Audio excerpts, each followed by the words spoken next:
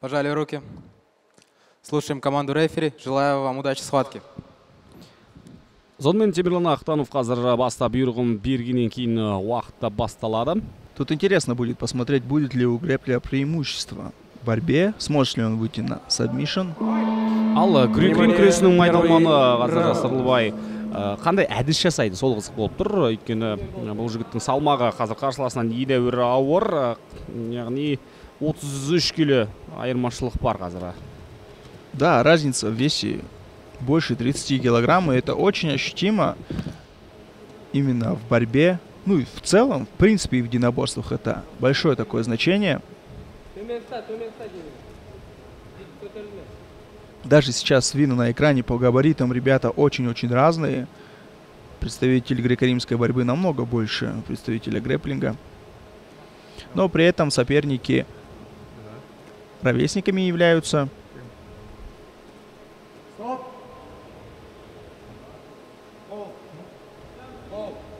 Екеуіне де ескерту. Да, тем самым рефери в яме хочет активности, чтобы борцы показали все мастерство своего стиля.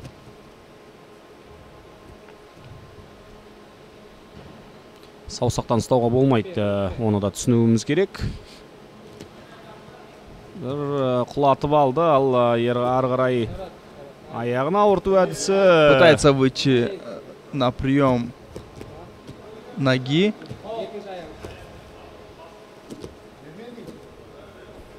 Да, не знаю, был ли это бросок или же намеренно представитель грэпплинга просто перешел в другую позицию, но при этом Мағжан Маратхан... Мойнан қысу керек. Қазір грек-рим күресінде күш көп қой. Белдің күші, қолдың күші өте көп, сондықтан Олжас Сырлыбай қазір сол күшті пайдаланып жатыр, және габаритінің үлкендігін. Ну и вес, да, очень больше весом.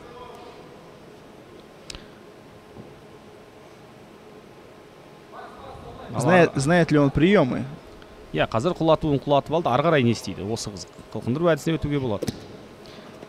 Да, ну и очень тяжело свипануть сейчас снизу. Тяжелая задача для... Қылқындыру әдісін жасауға тырысып жатыр, қараңыздар. Қылқындыру қайта-қайта сол әдіске келеді, бірақ оны Мағжан Маратхан жақсы түсініп тұр. Міне, көрдіңіз бе? Иығын тыға алмай жатыр иектің астына. Да. Да, у Мағжана тяжелая задача сейчас из-под борца встать или попытаться его свипануть, но главное улучшить свою позицию. Пытается сейчас прихватить ногу, но не дает Олжас Сырлыбай захватить свою ногу. Интересно наблюдать, когда соперник сверху примерно не знает, что нужно сделать, и интересно наблюдать то, как реагирует на все эти попытки грэпплер.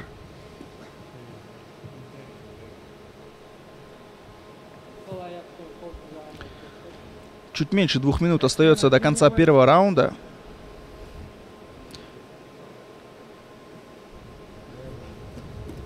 Грек-рим күресінде ауырту әдісі жоқ екенін ескеретін болсақ, қазір құлатып алғаннан кейін Олжас Сырлыбай әрі қарай қандай қимыл жасау керектігін, немесе салмақтың арқасында қарсыласты жібермей ұстап тұру.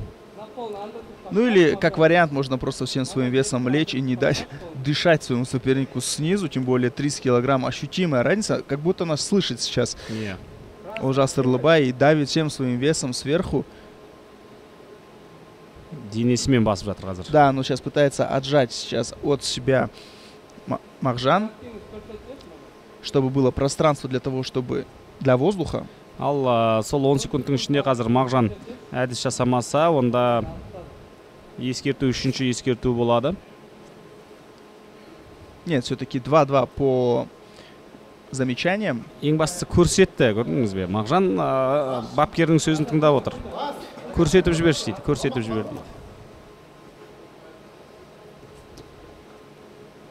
Да, здесь нужно снизу Олжасу Сырлыбаю что-нибудь придумывать. Ал қазір білектің... Ой, сверху, извиняюсь. Білектің күшімен Олжас қазір жағының тұсынан итеріп дем алуға мүмкіндік бермей жатыр.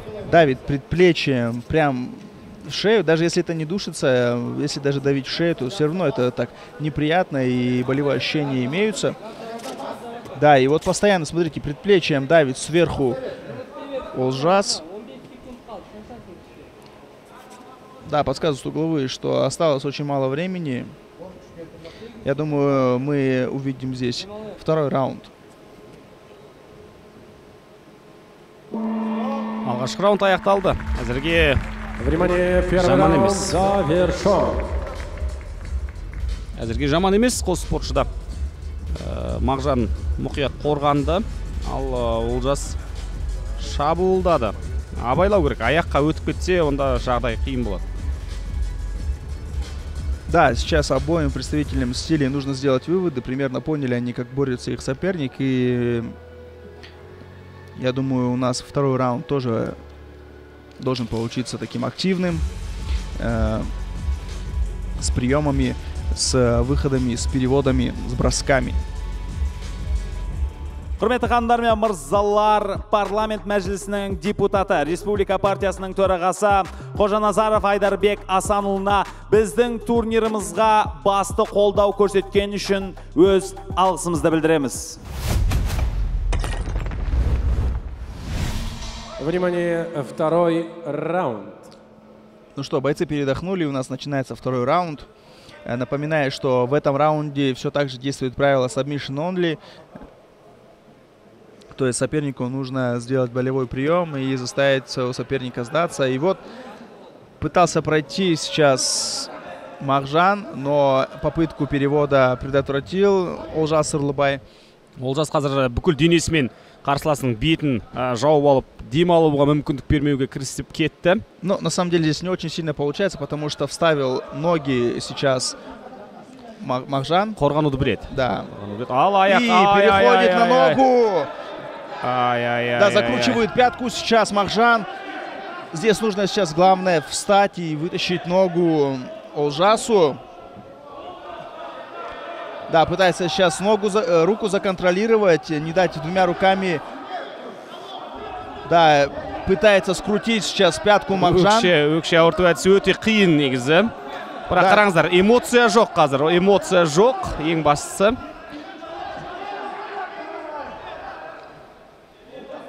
Да, күші жете ме Мағжанның? Да, пытается сейчас докрутить пятку.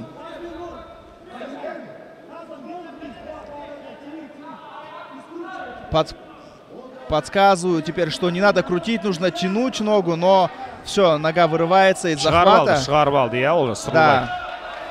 Шынымен мықты жауынгер. Да, Олжас сейчас выбрался из тяжелой ситуации. Шыдап берді. Мне вот интересно, насколько борцовки помогли в этом плане? Иә, ол да бар. Өйткені грек-рим күресінің аяққа киетін атрибуты бұл жерде көмек бергенде. Егер жалаң аяқ болса қалай болар еді? Да, тоже интересный момент. Все-таки борцовки дают определенную поддержку именно запястью. Өкшеге әлбетте, иә. Бірақ бұл жерде еркін күрес және самбо күресінің аяққа киетін киімі, аяқ киімдері ерекше болады. Өйткені помягче, да? Иә, грек-рим күресінде астында гельмен қапталған болса, ал самбода олай емес. У них, по-моему, чисто кожаная, да, такая? Қазақ күресімен самбо ұқсайды. Қазақ күресін кейінен алып тастады, қазір жалаң аяқ күреседі, ол жарақат алмауына тікелей себепкер болады. Да, как мне кажется, сейчас представителю выходит на армбар, пытается сделать армбар, но получится ли вытянуть? Грек-рим күресінің майталмандарында қолға армбар өтпейді, өйткені очень сильные руки. Очень сильные руки, да, у представителей греко-римской борьбы. Да, здесь было бы очень тяжело вытянуть ее, но чем черт не шутит, как говорится. Что же техникалық тұрғыдан сауатты жасалса, кез келген адамның қолын сындыруға болады. Да. Снова пытался завести таз и закинуть ногу. Видимо, на полпути передумал сейчас. Опять подсказываю, что треугольник. И закрыл ли он сейчас треугольник? Да. Сомкнул ноги, но не сильно он сейчас их затянул. Чуть больше минуты остается, минута 20. И получится ли закрыть треугольник? Нет, выбирается. Выбирается Олжас Сырлыбай. Меніңше бүгінгі күннің ең бұқты жекпе-жегі болып жатыр. Құрметті көрермендер, ең алғашқы жекпе-жек бірден осындай көріністер. Ал міне осы жерде қазір Олжас Сырлыбай жеңіске жетуі мүмкін, өйткені қараңыздар. Бетін жауып алды иығымен және соңына жеткізуге. Ну снова, да, ноги вставил, и как бы там есть у него пространство для того, чтобы для кислорода. Алла, физикалық тұрғыдан 10 минут бойы белдесіп жатыр экспортшы, қараңыздар. Әбден шаршатты, әбден мыжғылады, теріше елі десек те болады. Ал, қараңыздар. Я считаю, что осталось у Олжаса буквально 30 секунд, точнее у Махжана 30 секунд для того, чтобы попытаться вырвать победу, иначе в третьем раунде, я думаю, будет очень тяжело это сделать.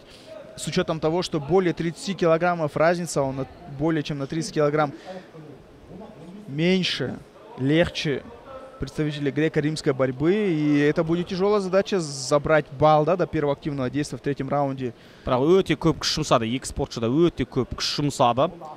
Оны ескеру керек, я соңғы қазір экстра раундқа қарай. Внимание, второй раунд завершен. Да, и заканчивается такой очень плотный, очень активный второй раунд, где у представителя грэпплинга Махжана Маратхана Друзья, было... так как по итогам двух раундов не было сабмишена, то есть говоря, добровольной сдачи, будет объявлен третий экстра раунд. Мне теперь интересно, что покажет в третьем экстра раунде представители грэпплинга. Не болса да қазір көреміз. Өте тартысты бәсеке.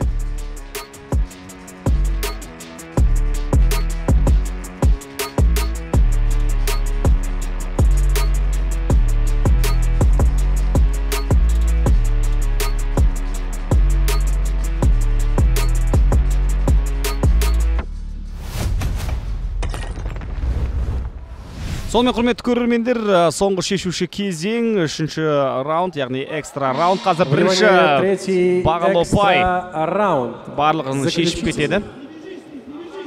Барлығын шешіп кетеді. Қазір бір әдісті, бір ұпайды алса жеткілікті. Ал енді грек-римнің осы жерде көмегі тиюі керек.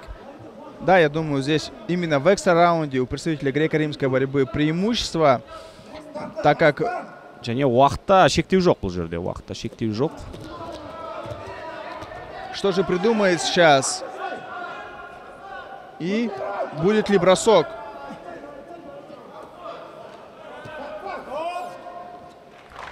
Осылайша, құрметті көрермендер, грек-рим күресі Олжас Сырлыбай жеңіске жетті.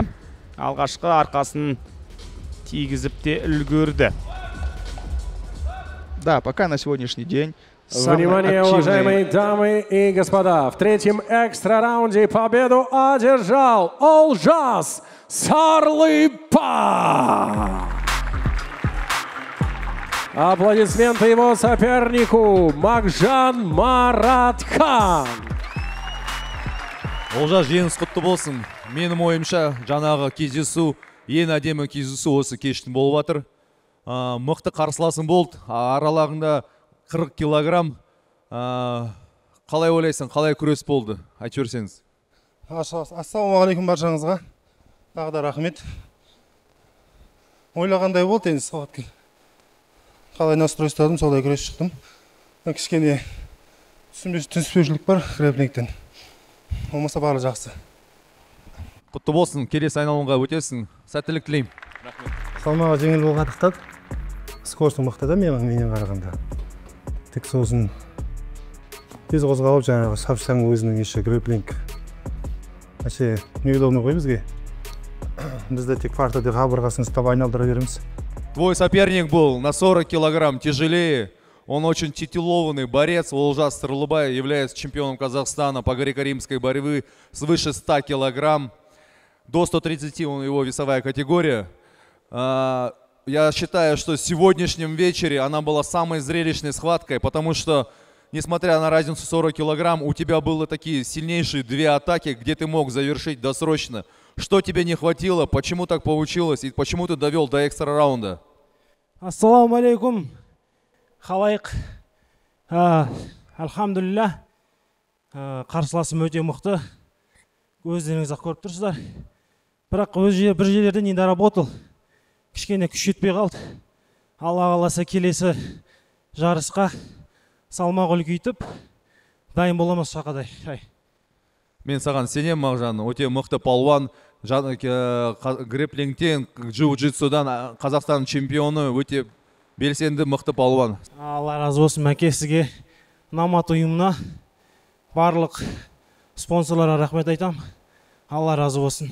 Намат рестлинг лиганың атынан сізге осындай сыйлық 100 000 теңге.